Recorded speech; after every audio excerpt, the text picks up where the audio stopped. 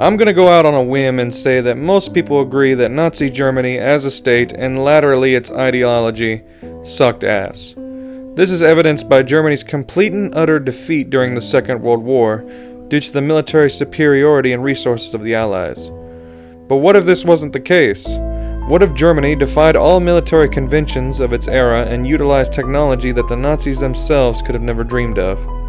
Not only defeating the Allies, but subjugating the entire world in the process. Who would resist Germany then?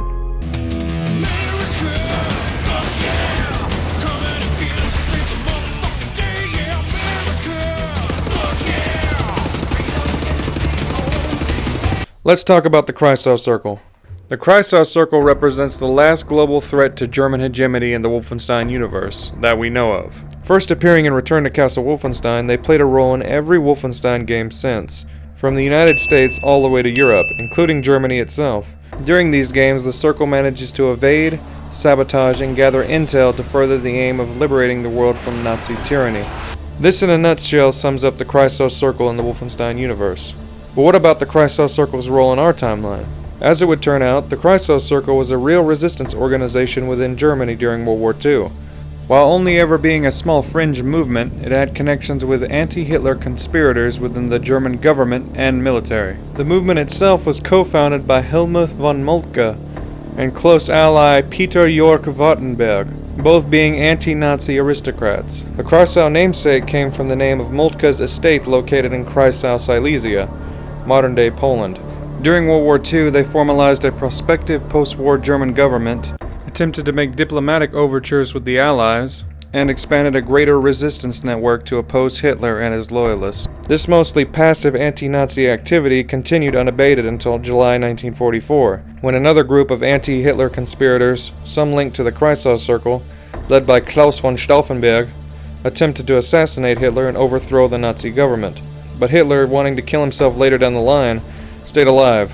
As a result, the coup failed, and what followed was a complete and utter crackdown of the German military. During this purge, many Kreisau Circle members were arrested and executed.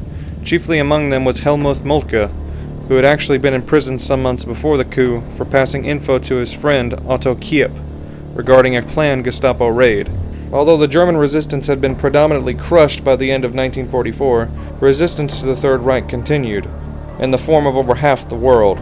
World War II officially came to an end in Europe in May 1945. So when comparing the Kreisau Circle and the Wolfenstein universe to that of our own, they almost sound like two completely different resistance movements. I suspect, given the lack of a formally named German resistance movement, Machine Games and by extension Grey Matter Studios decided to use the name of the closest thing to it.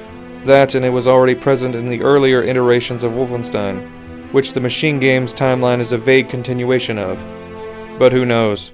In conclusion, I have to admit I was completely oblivious to the real-world inspiration behind the Kreisau Circle, even after platinuming every Machine Games Wolfenstein title, except the new Colossus because I got tired of watching the goddamn intro over and over, and Youngblood for obvious reasons.